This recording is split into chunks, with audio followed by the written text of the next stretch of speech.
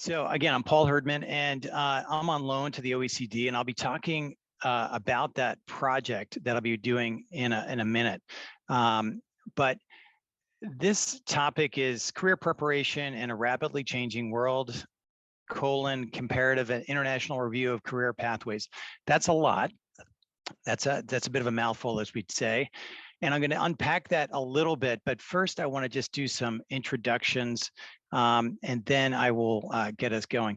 So again, I'm Paul Herdman, and I'm on loan to the OECD for a short project that is going to extend for a bit. Now, again, I'll explain more, but I also run a nonprofit in Delaware that sits at the intersection of education and the economy, and we work to improve that, both of those things in Delaware and nationally. I'd also like to just give my co-presenter an opportunity to introduce himself. He is a mentor and a friend, Robert Schwartz. Thanks, Paul. Bob Schwartz. My home base is Harvard University. I'm an emeritus professor from the Graduate School of Education, and I'm currently the senior advisor to a sort of university-wide project on workforce. So just quickly on a couple of pieces of this title. I've been traveling to Australia, New Zealand, and I'm going to be going to Scotland next week. And I'll talk a bit about that.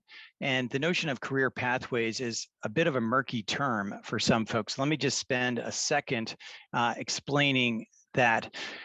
So what we tend to call career pathways is an opportunity in a general education pathway or a general education program. It tends to begin in secondary school, but it can begin earlier in middle school or continue into tertiary. It tends to include a meaningful work-based learning experience tied to a given sector like IT or healthcare. It tends to include the accumulation of college credits or university credits and certifications. And ideally, the sectors that folks are working in are aligned to the priorities of a given jurisdiction. So that's a general definition of career pathways. We'll kind of dig into that a bit in the next few slides. But I wanted to pause on the rapidly changing world. A friend of Bob and I's, a guy named Tony McKay from Australia, I got a chance to spend time with him, and he framed the current moment that we're in a way that I thought was fairly compelling. He basically said, when you think about what young people are entering now, they're coming off of COVID, they're dealing with climate change, they're dealing with a more fragile economy, inflation. They are looking at automation, AI sort of taking over. And the issues right now in terms of changing how the system works is really not just about helping young people thrive, but the way he framed it was, it's about survival. You know, it's not only for them, it's for us. We need to really rethink how we learn and train the next generation of young people. So the way we're going to be addressing this is in three levels. I'm going to talk for a few minutes about what's happening in the state that I live in and work in. It's a small example, but it gives you a sense in a deeper way what's going on. I'm going to turn it to Bob to talk more broadly about what's happening in the US, because the US goes about moving national efforts in ways that are different than a lot of other countries. And then I'm going to come back and share a bit about how we're trying to fold the work in the US into a larger study looking at 4 other countries. So Delaware, we're small. We're that little red dot on the far right of the US map. About 1 million people, 140,000 students, 2 hours to drive from the top of the state to the bottom of the state. But what's important to take away from this is, I guess, 2 things. One is that we're fairly diverse. We look like the country. So there are more students of color than white students. The disability numbers are similar to the national average. But because of our size, we can often move more quickly and scale ideas that could be more difficult to scale in places like Texas or Virginia, much larger states. The other takeaway from this slide is that I'll go into this in more depth, but we have about 10,000 students per year in our school system. And so we call it high school, you might call it secondary school, but for students who are roughly the age of 14 to 18 or 15 to 18, what we would say is grade 9 through 12, we have about 10,000 students per year. So that's 40,000 students. We now have about 65% of those students engaged in a career pathway. And again, just to reiterate, there are three things that are different for those high school kids that may not have happened, say, 10 years ago. They're getting a meaningful work-based learning experience. They're getting up to 15 college credits, and they're getting a certification that they can take any place in the country and have a good entry job. This is the trajectory of how this has grown over time. So before 2015, let me just say that one of the catalysts for this was fear. So what I mean by that, it's similar to the Tony McKay quote earlier. We were coming off of the 2009 economic collapse, and we're a small economy. So we're kind of like New Zealand. If one major company leaves here, we're in big trouble.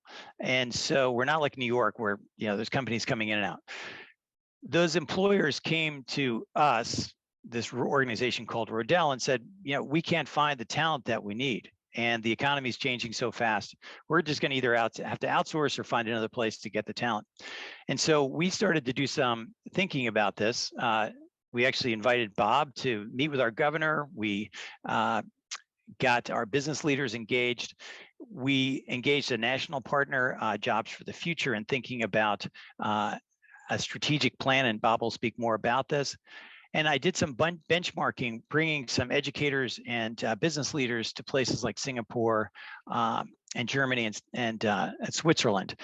And I'll come back to that, but that was a really pivotal learning set of experiences for us. We started with one pathway with 27 students in advanced manufacturing because there was a company moving here from California that couldn't find talent. So a community college and one high school figured out a way to do it. Without going into too much detail, we continued to grow rapidly from there. So now we have 27,000 students in 24 pathways and over 500 employers engaged. And one thing I would just point out is that one of the things we took away from Switzerland was this notion of industry councils, which are really meant to connect employers and the training providers at the tertiary and secondary level. And for many of you, if you have credit card, you may have a bill that comes from Wilmington, Delaware, because a lot of banks and credit cards are based there. We have a lot of fintech, and so we didn't have a way to connect the employers and the tertiary providers there. And we created a new industry council called the Tech Council of Delaware, and I could go into more depth on what that looks like. There's been some good publicity about what's been happening, the growth in Delaware. I've got some links in the appendix to an NBC story that was put together recently and some other case studies. But the main thing is that we are continuing to evolve. And the three areas that we're looking to move in this phase of the work is that we're going to start earlier. And you'll hear this as I was listening to some of the other presentations. This is a common theme, but we're starting really digging into how to work with middle schoolers. We're expanding the opportunities, kind of going faster in terms of college access and expanding the coursework for the vocational schools as well. The basic idea here is that roughly 60% of the jobs are going to require some education beyond high school in the United States.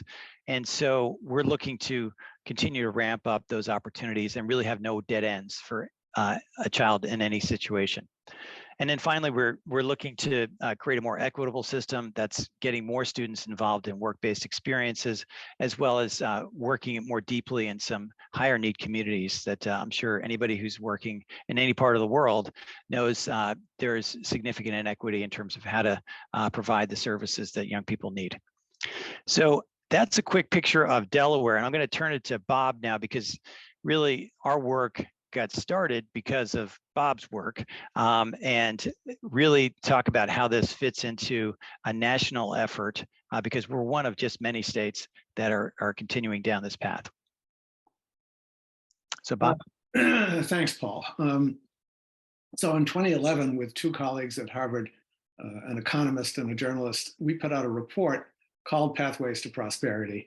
And without going into a lot of detail, we basically argued that the country needed to develop kind of a multiple pathway system to get more young people, not simply through high school, but on into the labor market with skills and work experience. And we argued that despite what some economists have been saying, that we were moving into a world in which there were only going to be two kinds of jobs, high wage, high skilled jobs requiring at least a 4-year university degree, and then everybody else was going to be consigned to low skill, low wage work. We didn't buy that. We argued that there would continue to be a very significant fraction, perhaps 30% of jobs in the so-called middle skill area, where you would need something beyond high school, but not necessarily a 4-year degree. And in particular, we tended to focus on those jobs with a strong STEM kind of foundation. That report, I should say one other thing about that report, and that is in 2010, my wife and I had the opportunity to spend several months at OECD working on the last stages of a 16-country study called Learning for Jobs. That gave us an opportunity to take a look at how other countries help support their young people through the transition from education to work. We had Switzerland, the Netherlands, the Scandinavian countries. I'd also earlier had opportunities to visit Singapore, Australia, et cetera. So one of the themes of our 2011 report was the US needs to be willing to look outside its own borders to see that there are other countries that do a much, much better job than we do of enabling most of their young people to make a successful transition, not only from school to work, but we argued from adolescence to adulthood as well. So we started this network based on the response that we got from a lot of organizations around the country. In 2012, the Pathways to Prosperity Network, Delaware came in 2014 and very quickly became what I think of as the kind of poster child for this work for a lot of the reasons that Paul described. Again, you know, it's funny, Delaware, beginning that first year, established the precedent of having a Delaware Pathways conference every year. And I remember the first year there were maybe a couple of hundred people, and each year it grew and grew and grew. The governor and I both spoke at that first conference, and I remember saying at the end of the conference, maybe the first year, maybe the second year, I can't remember, that right now, if you want to see what career pathways at scale looks like, you have to get on a plane and go to Switzerland. Switzerland for us was the kind of the model international system, largely because it was the mainstream system. It served 70% of Swiss young people who combine learning at the workplace and learning at school to really move through their secondary school or high school years. And we came back from really looking closely at the Swiss system with the belief that if we were going to do something in the US that was even remotely as powerful as that, we had to design something that spanned the last years of high school and the first 2 years of post-secondary education. And again, as Delaware quickly realized that they needed a partner at the post-secondary level, Delaware was lucky enough to have only one technical and community college that everybody knows as Del Tech, and it became a very close-in partner in the work. So this map just suggests, you know, how quickly this work has spread. We're now in year 11 of the Pathways to Prosperity network. There are also, as it happens, I'll say one more thing about career pathways for us, which has been implied in what Paul said and what I've said. Prior efforts in the US tended to focus only on high schools, and the career academies and other strategies that engaged young people with the world of working careers, these were designed primarily as a way of engaging young people, motivating them, yes, giving them some initial exposure to the world of working careers, but this was largely a device to motivate young people to not to drop out of high school, but to stay incomplete. There was very little attention to what happened beyond high school. Our view was that we needed to take a next step and connect these career pathways to post-secondary because at least in the US these days, almost all jobs that have any kind of upward mobility attached to them require something beyond high school. And our community colleges, our two-year institutions, public institutions, seem to be the likeliest place for us to connect to. Why don't we go to the next slide, Paul? One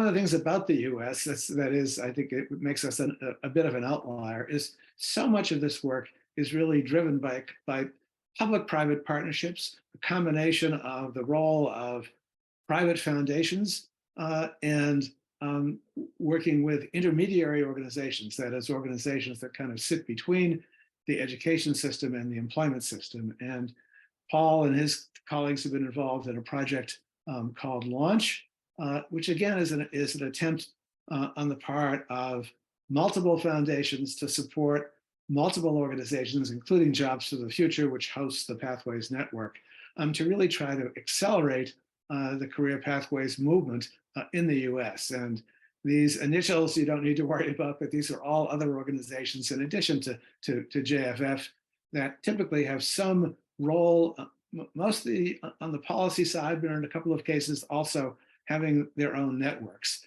And these organizations for this project are funded by a consortium of national foundations. And I think that's the next slide as well, I believe, Paul. Back to Paul to kind of put the national work into a more global context, which really is the focus of this project that he's taking the lead on.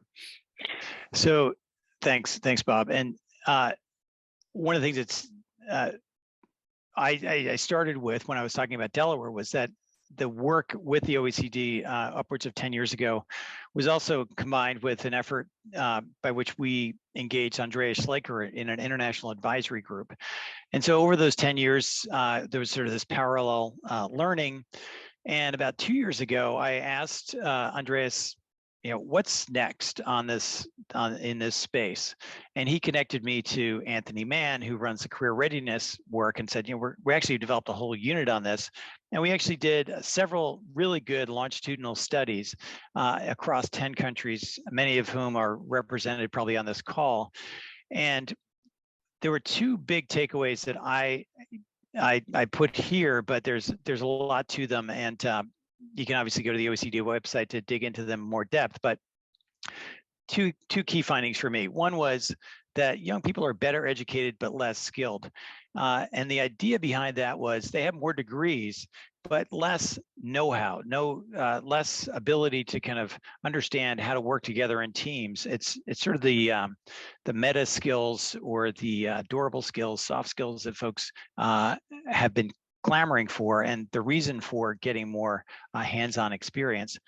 The second piece was that this career readiness work mattered. So the longitudinal studies basically said, if you did pretty much anything, if you did a combination of them, you'd even get more of an impact.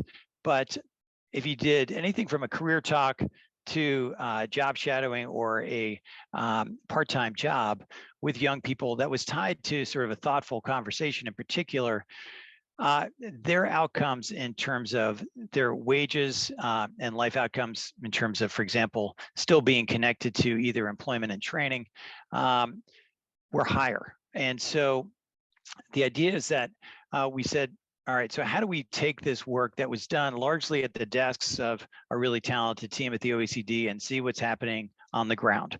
And so basically, I talked with Andreas and Anthony. We came up with this project to really understand at another level what those longitudinal studies were saying by looking at 5 countries a bit more in depth on the ground.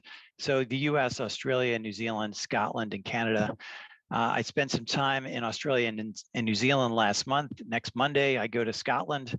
And really the idea is that we're trying to get a better handle on what this looks like on the ground. And as we get into the conversation, I can give you some early takes on some of the takeaways that I'm getting so far. But that's basically the gist of it. Now, what I would just say is that in the appendix, there's more detail on the longitudinal studies, more information about the OECD and the work in Delaware and the US and this particular project.